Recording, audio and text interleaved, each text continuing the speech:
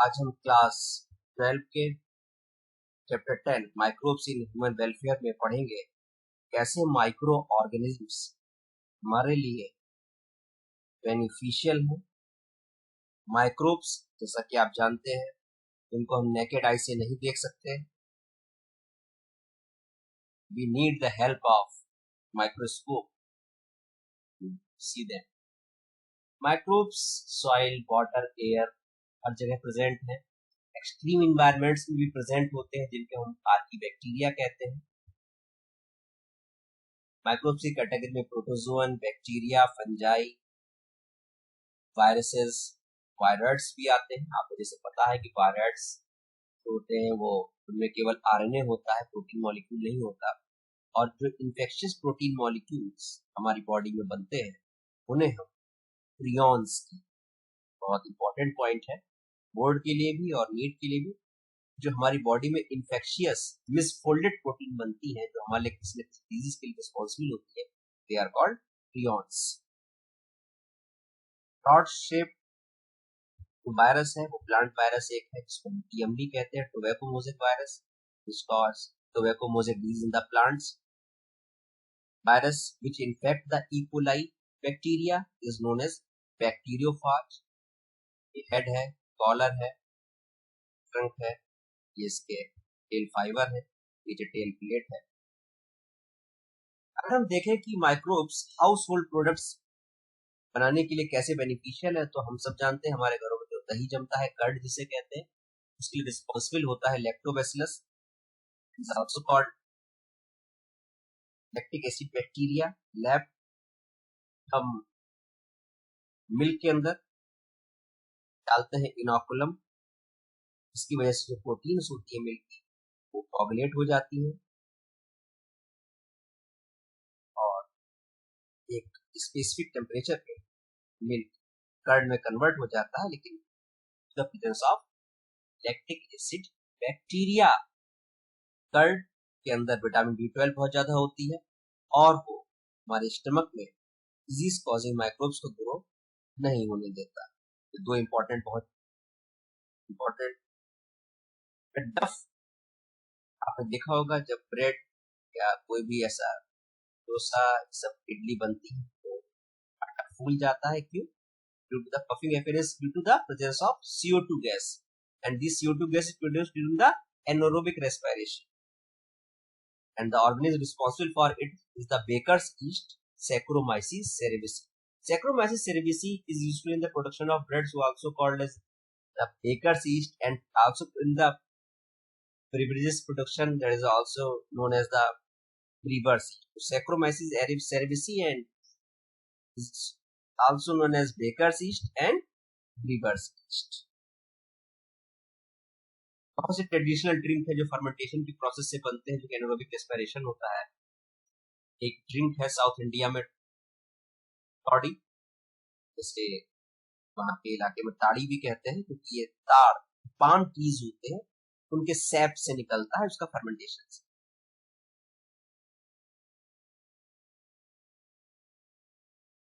Swiss cheese आप देख सकते हैं यहाँ डायग्राम में कि बड़े लार्ज होल्स हैं। क्वेश्चन पूछते हैं कि how these large holes are produced. Answer will be the large amount of CO2 by the bacterium named Propionibacterium shermanii. आपको ध्यान रखना होगा इस बैक्टीरिया का नाम नोन एज प्रोपियोनिबैक्टीरियम शर्मेनाई। फिर दूसरा आप चीज देख रहे हैं यहाँ है, that is the called Rockford चीज। इसमें एक स्पेसिफिक फ्लेवर होता है फंगस की वजह से। तो ये क्वेश्चन बहुत पूछते हैं कि रॉकफोर्ड चीज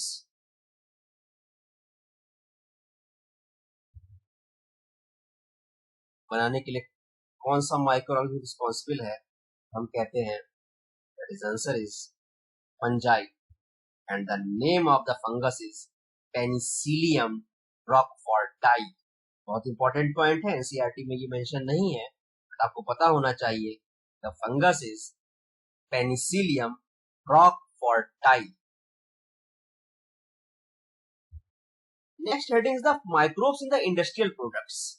हमने पहले भी बात की थी कि जितने भी एल्कोहलिक बेवरेजेस हैं वहां सैक्रोमाइसिस सेरेविसी का बहुत रोल है, इसलिए इसको रिवर्स ईस्ट भी कहते हैं।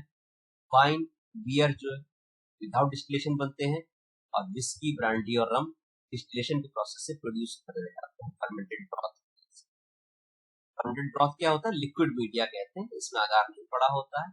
Liquid media is called broth and the process called the fermentation. क्या बनाते हैं? इथेनॉल हम प्रोड्यूस करते हैं। इसका जो मटेरियल है वो माल्टेड सीरियल्स, फ्रूट जूस, इसी के बेसिस पे डिफरेंट बेवरेजेस तैयार किए जाते हैं। ये क्वेश्चन बहुत इंपॉर्टेंट है कि without distillation and with distillation कौन कौन से बेवरेजेस तैयार होते हैं। अलेक्जेंडर फ्लेमिंग ने सबसे पहले ये देखा कि जब वो स्टेफाइलोकोकाई बैक्टीरिया को ग्रो करा रहे थे, कुछ जगह पर बैक्टीरिया की कॉलोनी अपने आप खत्म हो गई, क्योंकि वहां एक मोल्ड फंगस ग्रो करने लगा, और वो फंगस था पेनिसिलियम नोटेटम। बाद में पता चला कि ये पेनिसिलियम कॉलोनी जो है वो एक एंटीबायोटिक सीक्रेट करती है, जिससे पेनिसिलिन कहा गया, जो बाद में ह्यूमन सिविलाइजेशन के लिए बहुत यूजफुल रही। वूपिंग कफ, डिप्थीरिया और लेप्रोसी के माइक्रोब्स को, बैक्टीरिया को किल करने के लिए एंटीबायोटिक्स क्या that compound that kill the other secondary metabolites produced by the bacteria fungi which kill the bacteria। हम कहेंगे कि जब स्टेफाइलोकोकाई बैक्टीरिया ग्रो कर रहा था अलेक्जेंडर फ्लेमिंग, तो वहां एक फंगस ग्रो करने लगा, पेनिसिलिन प्रोड्यूस करता था। जो फंगस का नाम क्या था? पेनिसिलियम नोटेटम, जिसने कॉलोनी किल की। There are many chemicals, enzymes, and other bioactive molecules which are useful in our daily life, and as we know, the main source is the bacteria and fungi and different microorganisms. Clear table यहाँ है कि citric acid के लिए fungus use करते हैं Aspergillus Niger, acetic acid के लिए bacteria use करते हैं एसिटोबैक्टर एसिडाई, ये एरोबिक फर्मेंटेशन करता है। ब्यूटारिक एसिड जो है वो क्लॉस्ट्रीडियम ब्यूटाइलिकम से, और लैक्टिक एसिड लैक्टोबैसिलाइज। इसी तरीके से इथेनॉल सैक्रोमाइसिस सेरेविसी से, पहले बताया था अल्कोहलिक बेवरेजेस। अब ये एक बड़ा इंपॉर्टेंट पॉइंट है कि एंजाइम्स कैसे यूजफुल। एक एंजाइम है लाइपेज, डिटर्जेंट में मिलाया जाता है, जो हमारे कपड़ों पे जो ऑयली स्टेन्स लग जाते हैं, दाग लग जाते हैं, उनको खत्म करने में बड़ा यूजफुल है। तो ये एक एंजाइम जो है लाइपेज, ये हमेशा ध्यान रखिएगा, ये बहुत इंपॉर्टेंट है। इसी तरीके से दूसरे एंजाइम्स हैं जैसे पेक्टिनेज, प्रोटीएज। जो मार्केट में बॉटल्ड जूस आता है, आप देखिए उसमें फाइबर्स नहीं होते। क्यों? क्योंकि पेक्टिनेज और प्रोटीएज जो है उन फाइबर्स को डिग्रेड कर देते हैं बॉटल्ड जूस। फिर बायोएक्टिव मॉलिक्यूल्स क्या होते हैं? वो सेकेंडरी मेटाबोलाइट्स जो किसी थेरेपी में या हमारी बॉडी में कोई इम्यूनो स्टिमुलेटिंग एक्टिविटीज और टॉक्सिकोलॉजिकल एक्टिविटीज में काम आते हैं। There is called bioactive molecules. हमारे सिलेबस में जो है वो कौन कौन से बायोएक्टिव मॉलिक्यूल्स हैं? एक तो स्ट्रेप्टोकाइनेज है, बहुत इंपॉर्टेंट पोर्शन है इस पूरे चैप्टर का। स्टूडेंट्स इसको निगलेक्ट कर देते हैं, लेकिन इस मोस्ट इंपॉर्टेंट पार्ट साइक्लोस्पोरिन ए है और स्टैटिन। तो स्ट्रेप्टोकाइनेज क्या है? Blood clot buster. आर्टरीज में जो ब्लड वेसल्स हैं वहां जो क्लॉट बन जाता है, उस क्लॉट को खत्म करने के लिए यूज होता है। और किस बैक्टीरिया से निकलता है? स्ट्रेप्टोकॉकस बैक्टीरिया से। याद करना पड़ेगा हमें। दूसरा बैक्टीरिया साइक्लोस्पोरिन ए है, जो कि immuno suppressive agent. This line कि जो, और जब हम किसी को अपना ऑर्गन डोनेट करेंगे या किसी से हम ऑर्गन लेंगे, तो हमारी बॉडी हमेशा उसको रिजेक्ट करने की कोशिश करेगी, तो हम अपने इम्यून सिस्टम से ड्रग के थ्रू उसको सप्रेस करेंगे कि इम्यून सिस्टम इतना एक्टिव ना हो कि उस ऑर्गन को रिजेक्ट कर दे बॉडी से। तो ये जो इम्यूनोसप्रेसिव एजेंट है साइक्लोस्पोरिन, इस फंगस से निकाला गया, ट्राइकोडर्मा पॉलीस्पोरम से। नाम याद रखिएगा, ट्राइकोडर्मा पॉलीस्पोरम से। स्टैटिन जो कि ब्लड कोलेस्ट्रॉल लेवल को कम करता है, blood cholesterol lowering agent. It is a competitive inhibitor of the enzyme responsible in the cholesterol synthesis. किस फंगस से, एस्ट से निकलता है, Monascus purpureus. Most important part is this, आपको हमेशा इस पॉइंट को ध्यान रखना होगा, बहुत कंफ्यूजन हो जाता है। टेबल अलग से बना लीजिए हमेशा याद करने के लिए।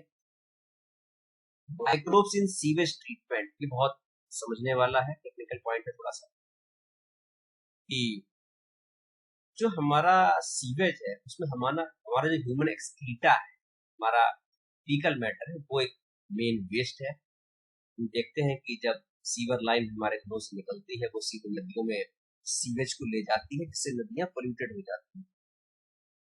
हमें ध्यान रखना होगा कि हम नदियों से पहले सीवर लाइन जो है या सीवेज जो हमारा है वो पहले ट्रीट किया जाए। कहाँ? Sewage treatment plant. 2 स्टेप में सीवेज ट्रीटमेंट प्लांट काम करता है। पहला है प्राइमरी ट्रीटमेंट। प्राइमरी ट्रीटमेंट में क्या होगा कि जो हमारा पोल्यूटेड वाटर होगा जो आएगा, उसमें से जो लार्ज मॉलिक्यूल होंगे, स्मॉल वो क्या होंगे? इनसॉल्युबल होंगे। वो क्या होंगे? वो नीचे बैठ जाएंगे। That is the called primary sludge. क्या कहलाएगा वो? Primary sludge.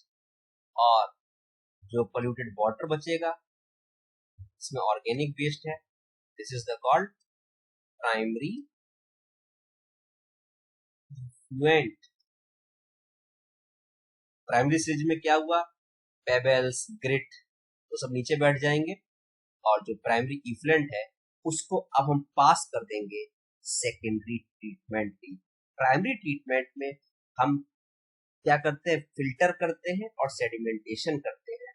इसलिए फिल्ट्रेशन और सेडिमेंटेशन, इसलिए ये टोटली फिजिकल प्रोसेस है, ये बायोलॉजिकल नहीं है, तो इसमें किसी माइक्रोब्स का रोल नहीं है। बट जो नेक्स्ट स्टेप है सेकेंडरी ट्रीटमेंट, ये बहुत समझने वाला है। इस पॉइंट को हम थोड़ा टाइम लेके आराम से समझ रहे हैं। कैसे? देखिए, जो भी हमारा प्राइमरी इफ्लुएंट आया उसको हम कहाँ डालेंगे? Aeration tank. एरेशन टैंक में खास बात यह है कि वहां मिक्सिंग के लिए एजिटेटर लगे हुए हैं, ठीक है। उसके अंदर ऑक्सीजन की सप्लाई आ रही है, और उसके अंदर माइक्रोब्स पड़े हुए हैं जिन्हें हम क्या कह रहे हैं? फ्लॉक्स। फ्लॉक्स क्या है? Flocs are mass of bacteria in association with the fungi. ये क्या करते हैं? जो हमारे पोल्यूटेड वाटर है उसमें जितना भी ऑर्गेनिक कंटेंट है, ये बैक्टीरिया उसको अपने फूड की तरह यूज करते हैं। तो ऑक्सीजन की प्रेजेंस में ये बैक्टीरिया इस ऑर्गेनिक वेस्ट को खाएंगे, उस मैटर को ऑक्सीडाइज करने के लिए उन्हें जितनी ऑक्सीजन होगी, उस ऑक्सीजन की वैल्यू को हम कहते हैं बीओडी। ये हमेशा mg पर लीटर में निकलती है। 1 लीटर वाटर को ऑक्सीडाइज करने के लिए उसके ऑर्गेनिक कंटेंट को जितनी ऑक्सीजन चाहिए, दैट इज कॉल्ड बीओडी। हमें ये पता होना चाहिए कि बीओडी की वैल्यू जितनी ज्यादा होगी वो वाटर उतना ज्यादा पोल्यूटेड होगा, बीओडी की वैल्यू जितनी कम होगी वाटर उतना साफ होगा। उसके बाद क्या होता है? इस एरेशन टैंक से, दिस इज एरेशन टैंक, इस एरेशन टैंक के बाद हम ये जो इसको भेजेंगे इफ्लुएंट को कहा? Settling tank. सेटलिंग टैंक में क्या होगा? जितने भी फ्लॉक्स होंगे वो नीचे सेडिमेंट नीचे बैठ जाएंगे, बाकी फिर इफ्लुएंट ऊपर बचेगा। इस जो सेडिमेंट है इसको हम कहते हैं एक्टिवेटेड स्लज, और एक्टिवेटेड स्लज को बाद में फिर पंप कर दिया जाता है कहाँ? एरेशन टैंक में। ये बहुत ध्यान रखा जाए पॉइंट है। A small part of the activated sludge is pumped back into the aeration tank to serve as the inoculum. Inoculum का मतलब हम बार बार हमेशा आइसोलेट करके बैक्टीरिया फंजाई थोड़ा मिलाते रहेंगे। ये हमने जो हमारे सेडिमेंट हो गए इनका काम खत्म हो गया था, तो फिर यूज कर लिया एरेशन टैंक। इसके बाद फिर हम कहाँ भेजेंगे? एनारोबिक स्लज डाइजेस्टर में। ये जो एरोबिक बैक्टीरिया थे, एनरोबिक सेल डाइजेशन में जो बैक्टीरिया है वो इनको फंजाई को डाइजेस्ट कर देंगे और क्या प्रोड्यूस करेंगे, mixture of methane gas, hydrogen sulphide and carbon dioxide. इसको एज ए बायोगैस हम इन्फ्लेमेशन के लिए यूज कर सकते हैं। हमें ध्यान रखना होगा कि जो सीक्वेंस है टैंक का वो क्या है। सबसे पहले एरेशन टैंक, उसके बाद सेटलिंग टैंक, उसके बाद anaerobic sludge digester. Biogas plants, हमें पता होना है चाहिए कि बायोगैस को हम और क्या कहते हैं, गोबर गैस कहते हैं। क्यों? It is produced from the excreta या dung of the cattle. Actually cattle के स्टमक पे एक और पार्ट होता है, 3 पार्ट के अलावा, ह्यूमन, जिसके अंदर मीथेनोबैक्टीरियम रहते हैं, जिन्हें मीथेनोजेन कहते हैं। आपने 11th में पढ़ा था कि आर्की बैक्टीरिया की 3 क्लास है, उसमें से एक क्लास मीथेनोजेन है, बाकी 2 क्लास एलोफाइल्स थे और थर्मोएसिडोफाइल्स थे। उसमें से जो मीथेनोजेंस हैं वो कैटल की रूमेन में रहते हैं और वहां जो कैटल के फूड का मेन पार्ट सेलुलोजिक मटेरियल है उस पर फीड करते हैं और बायोगैस प्रोड्यूस कराते हैं। ये बायोगैस प्लांट है।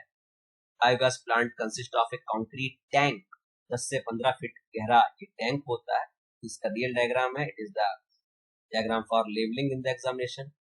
A floating cover is placed over the slurry, यहाँ से हम स्लरी डालते हैं, मतलब डंग, काउ डंग या बफेलो डंग वाटर में मिला के ये गया, इधर से हम स्लज डालते हैं और जैसे जैसे गैस बनती है बायोगैस, ऊपर उठता है लिड और जैसे जैसे गैस यूज कर ली जाती है किचन में, ये लिड फिर नीचे पहुंच जाता है। इंडिया में IARI, इंडियन एग्रीकल्चरल इंस्टीट्यूट और khadi and village industries commission, AVIC के प्रयास से गांव गांव में टैंक लगाए गए। एक बहुत इंपॉर्टेंट पॉइंट है microbes as bio control agent. ये हमें समझना होगा कॉन्सेप्ट। कि कॉन्सेप्ट ये है कि जैसे हमारे घरों में अगर चूहे बढ़ जाएं तो हम बिल्ली पालेंगे, बिल्ली चूहे खाती है, हमें कोई नुकसान नहीं। हमें अपने दुश्मन का ऐसा दुश्मन ढूंढना है जिससे हमें कोई नुकसान ना हो। एग्रीकल्चर में ये कॉन्सेप्ट बड़ा यूजफुल रहा, जिसमें हम अपने जो पैथोजन है, जो क्रॉप को नुकसान पहुंचा रहे हैं, उनका हम प्रीडेटर ढूंढते हैं। कॉन्सेप्ट है प्रीडेटर और प्रे, शिकारी और शिकार। तो हमारे जो क्रॉप में एफिड्स लग जाते हैं, ये देखिए एफिड्स हैं ये, इनको कौन खा सकता है?